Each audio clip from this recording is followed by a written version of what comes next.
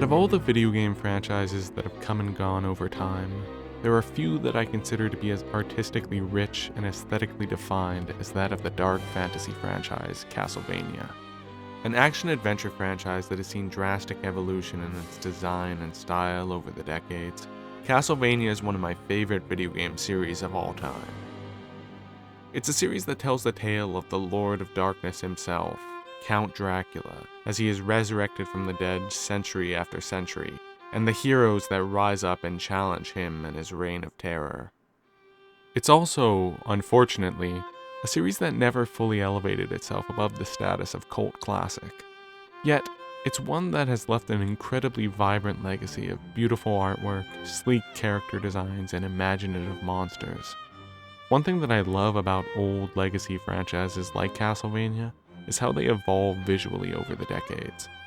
Series that make a genuine effort over the years to reinvent themselves technically and aesthetically. Ones that try out new looks and find new ways to appeal to audiences. And with 3 decades of history and nearly 30 games under its belt, there are few better examples of this than this gothic action series. And so, I'd like to take a casual trip through the series lineage, starting from the 1986 original, working all the way to the current Netflix series. Along the way, I'll discuss all of the major entries in the franchise, talk about how each game evolved the look of the Castlevania brand, and give my opinion on each, covering everything from character designs to animation to concept art and promotional material. And what more appropriate place to start than with the 3 games that started it all?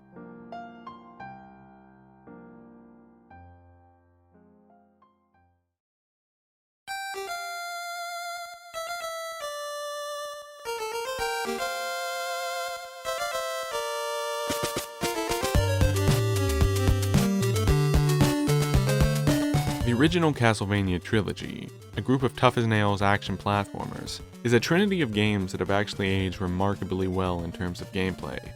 Well, 2 of them at least. And contrary to what you might think at first glance, I actually think they've held up pretty well visually too. Now, obviously they're very technically limited games.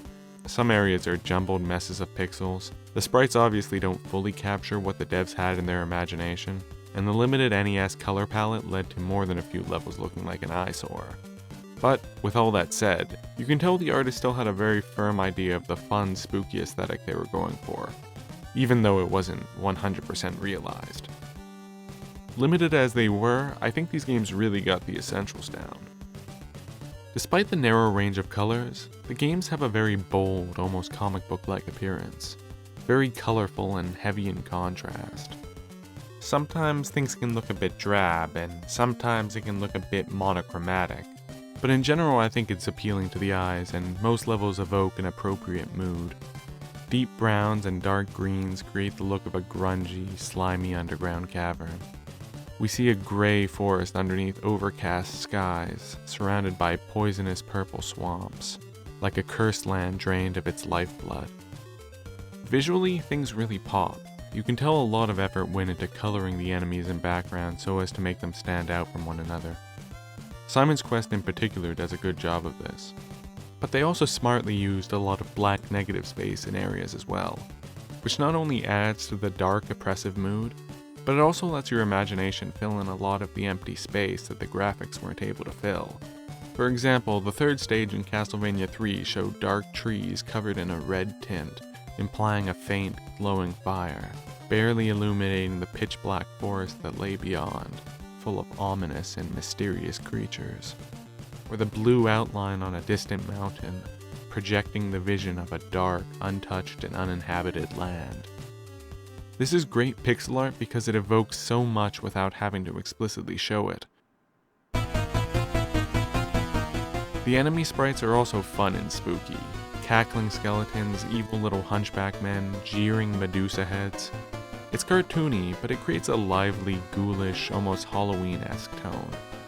Seeing all these classic monsters together gives the whole trilogy a cool Monster Mash kind of vibe. And when the sprites get big, you can start to see the grander, more sinister look that the artists had in their minds, a hint of what would come later. The animation was also incredibly limited, but still effective. Most enemies and characters have a simple 2-frame movement cycle, but there are few things in this series as iconic as Simon Belmont's confident Chad-like strut. All in all, there's not much to complain about, as these games created an incredibly solid basis for the series moving forward. However, I can't not mention one of my favorite visual elements of this era of the series, the box art. Some of them, like the original Castlevania's box art, are just masterpieces. I love the macho, masculine energy. Seeing this cover before playing the game frames the whole thing as this tough, grounded adventure in which you play as a rugged, brass-knuckled vampire hunter out on a quest. It's like a great Frank Frazetta painting, very barbarian-like. Not only is the color, pose, framing, and scale all just very powerful and striking, but it also just sells the entire premise and story of Castlevania in one image. A centuries-old blood feud between Dracula and the vampire-hunting Belmont clan.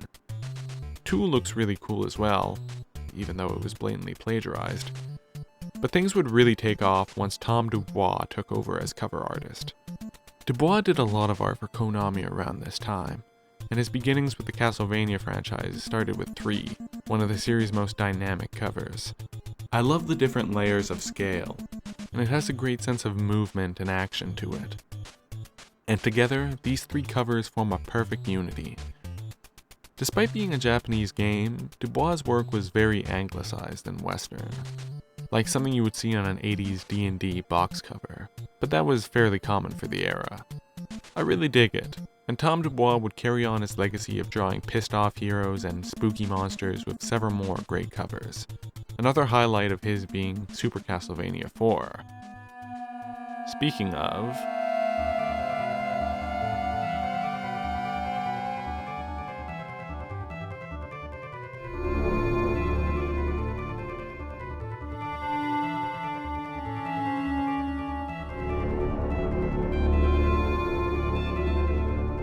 As is apparent from first glance, this is a much more technically impressive game.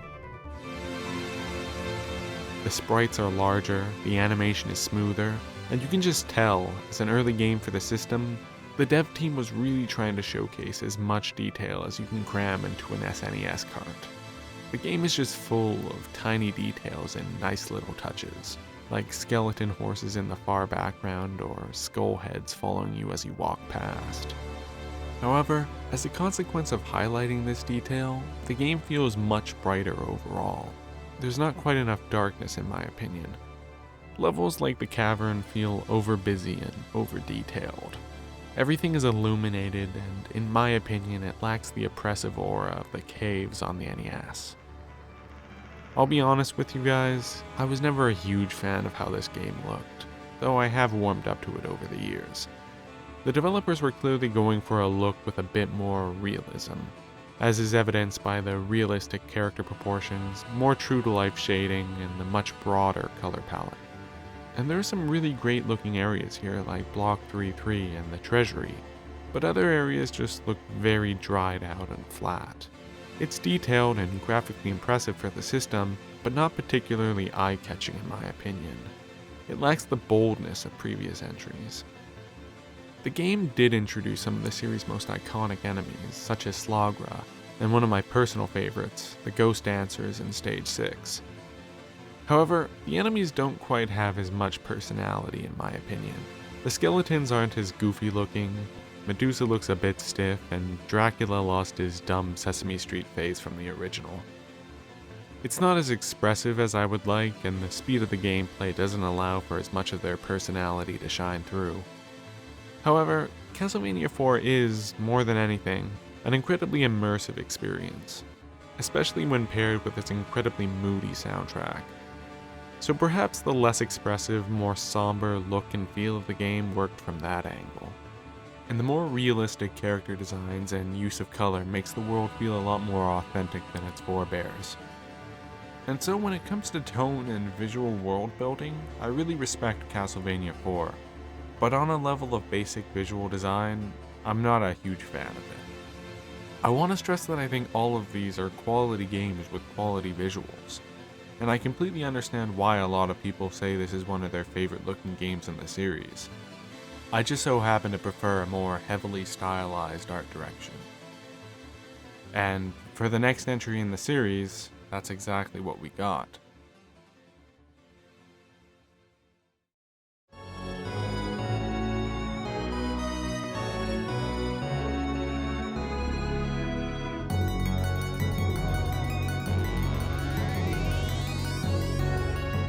Now this is what I'm talking about. If you want color and darkness, this game's got color and darkness. Visually speaking, Castlevania Bloodlines feels like the proper continuation of the original trilogy. Heavy contrast and striking, bold colors bleeding off the screen. Big defined enemies and lots of campy goodness. It carries on that rich, pulp horror-y kind of style, that almost Tales from the Crypt-esque look. But it does so with a level of finesse and detail not possible on the NES. Whereas those games remind me of that comic book aesthetic, some of these stages and boss fights look like they were ripped straight from a 90s graphic novel. The opening of Stage 2, with its flaming orange sky and purple storm clouds reflected on the water, is honestly one of my favorite backdrops in any Castlevania game ever. It's so moody and colorful, just pure eye candy. In fact, it may be a little too gaudy or oversaturated for some people, but not me. I want those primary colors injected straight into my retinas. The character proportions were also a lot more exaggerated and stylized this time around. Characters had more muscular and chonky proportions, which suits their smaller size. There's only so much room for detail on 16-bit sprites, so creating characters with more pronounced geometry is a big plus. This matched with the more stripped-down backdrops made for a much more readable visual style. I love the really sharp, angular merman in particular, and they even brought back Dracula's goofy Muppet face. There's some really nice technical gimmicks thrown in as well, like the aforementioned rising tide, rotating 3D environments, and Dracula's trippy castle. Most of these effects have little actual bearing on the level design, but they are implemented creatively and add a fun flourish to the game. It was also the first released Castlevania to feature blood and gore on top of its already dark imagery. A must for any dark fantasy franchise, this of course would become a staple for the series moving forward. All in all, Castlevania Bloodlines slays. It's maybe a touch too cartoony and aggressive in its bold stylization, and I can understand that people prefer the look of 4 for the Super Nintendo, but come on, this was a Genesis game. The edgy counterculture system, and it fit that brand perfectly. And to me, it's the game that stands out more. And while I think later games would achieve this same look but with greater nuance, Bloodlines is just rad, and it'll always have a place in my heart. But it's not the best Vania game of this era. That distinction goes to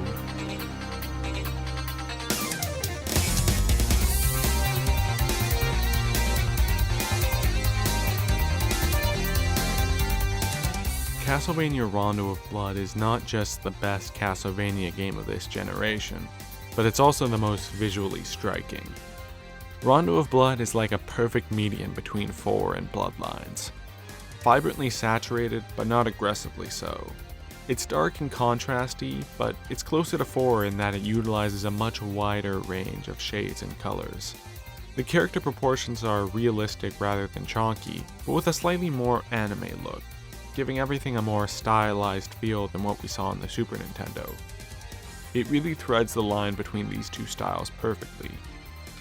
But the biggest improvement came with the animation. The overall speed of gameplay in Rondo is much slower and more strategic than the previous 2 games. And as a result, the character movement ends up being telegraphed far better. While Richter Belmont doesn't actually have that many more frames in his walk cycle than Eric or John, because he's much slower, you get a much fuller sense of his movement, while the characters in Bloodlines almost feel like they're sliding across the floor, they're so fast. And this extra time that came from the slower flow of gameplay allowed the enemies to exhibit more personality. Skeletons don't suddenly rush you from off screen just to get killed instantly. Now they slowly and menacingly shamble towards you. Guards march when unprovoked and then spring into battle stances when confronted. Knights quickly shuffle on their feet, waiting for an opening to strike. From a design point of view, I won't say slow-paced gameplay is inherently better, but Rondo makes it very clear what advantages it brings to the visuals. There's just a level of character to the sprites that was unmatched up until this point. And as a testament to their quality, many of these sprites would go on to be reused in countless future games. And as you may have noticed, in comparison to earlier games, some of the sprites here are huge, which certainly goes a long way in adding to the game's visual flair as well. But I think the single biggest turning point in Rondo of Blood was the inclusion of cutscenes. More specifically, anime cutscenes. Not only did these cinematics show that Castlevania was drifting into a far more cinematic form, showing a world much larger than the tiny in-game sprites would imply, but it was also the first major instance in which the series broke from its established Western style, in favor of something more distinctly Japanese. The specific stylization of these cutscenes is ultra 90s and ultimately wouldn't stick for the series, but it established an important precedent. This was a Japanese franchise that had a stake in its own domestic market, and they were happy to market it that way, which you can see proudly displayed in the game's box art, as well as its reimagining Dracula X, which in Japan had its own salient, distinctly Eastern box art. However, Rondo of Blood and Dracula X were only the beginning of something much larger, as a new era of gaming was lurking on the horizon. The series found itself at a crossroad, and leaving the 16-bit era, the brand would never be the same. It was now the late 90s, and video games were headed in one very clear direction: 3D. And all of the classic NES franchises, from Mario to Final Fantasy to Zelda, were now all in the process of successfully redefining their image to fit within this new extra dimension. However, woefully, this was not the case for Castlevania.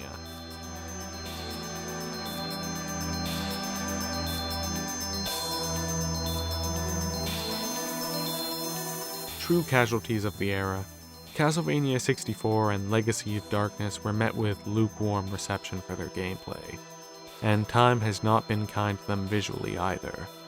The N64's graphical capabilities were never flattering, and while I think these games are fairly atmospheric and look better than some will give them credit for, they do leave a lot to be desired. Textures can look very muddy, and the environments often feel very underwhelming with a scant lack of detail. The character models are blocky and never really capture the artist's original vision, though that was somewhat par for the course for this era. And it's a shame because I actually really like the concept art and character designs. I like the more playful, cartoonish look, and I like the more rigid and geometric proportions. On paper, it looked like a good successor to the older games, but it got fairly muddled when put into practice. The bulk of the best-looking N64 games all featured chubby or simplistic cartoon characters, but these designs were clearly too big and busy for the hardware, and the low-resolution textures certainly didn't help. And it's sad because you look at the box art and you can tell this is definitely still a classic Castlevania game, but the pre-rendered character models just look so dated. Contrary to popular opinion, I actually don't consider 64 or Legacy of Darkness to be bad games. But in terms of ushering in a brand new era for the franchise, they were abject failures. Respectable as they were, these games were destined to be overshadowed by something much grander.